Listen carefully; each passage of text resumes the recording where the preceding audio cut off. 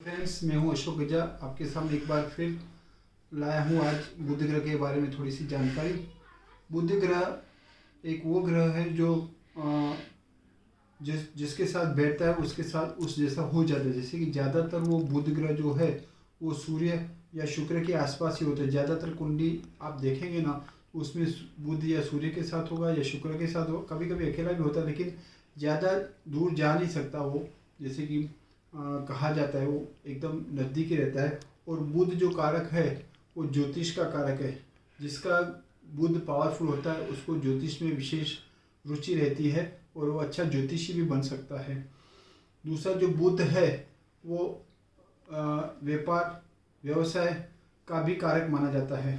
बुध मतलब व्यापार, बुध मतलब व्यवसाय, बुध मतलब मार्केटिंग। तो जो मार्केटिंग में काफ़ी बोलने में होशियार होते हैं और मतलब बोलने से ही अपना धंधा करते हैं, उनके ज़्यादातर बुध दूसरे स्थान में विराजमान होता है। क्योंकि दूसरा स्थान होता है वो वाणी का स्थान होता है।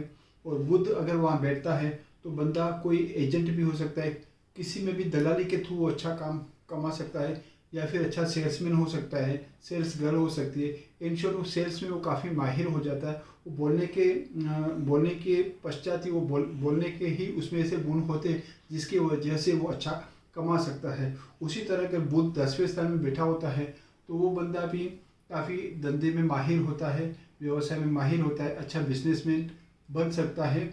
और बुध का जो रत्न है वो है पन्ना। पन्ना रत्न पहनने से आपको उसमें वृद्धि होती है, बिजनेस में काफ़ी वृद्धि हो सकती है और भी अच्छी तरह से वो कमा सकता है। और वो छोटी सी जो लास्ट वाली उंगली है उसमें पहनना चाहिए। कितने रत्ती का और कब पहनना चाहिए वो एक बार जन्म कुंडली देखने के बाद ही पता कर सकते हैं। तो ये थे बुध की थोड़ी सी जानकारी। और राहु जो है उसका परम मित्र है।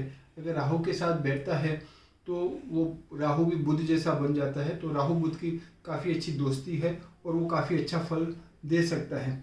उसी तरह से अगर लगन में बुध बैठा है तो वो काफ़ी बंदा बुद्धिशाली होता है और मैथ्स में भी काफ़ी अच्छा होशियार हो सकता है।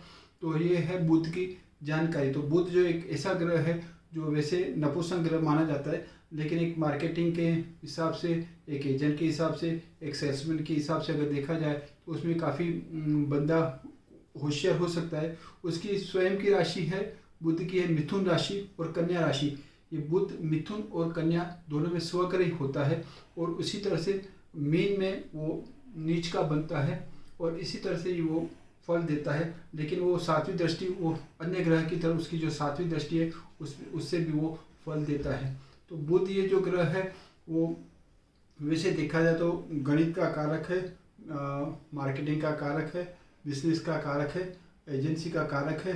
तो ये बुध जितने भी है शेयर बाजार में वो सब जो व्यापार करते हैं या जो भी ट्रेडिंग करते हैं उसमें काफ़ी बुध अगर प्रभावशाली है तो उसके काफ़ी अच्छे मिल सकते हैं। खास करके बुध दूसरे स्थान में अगर है तो दूसरे स्थान में बुध होने की वजह से उसमें अच्छा वो कमा सकता है, क्योंकि वाणी का भी स्थान है और धन का भी स्थान है।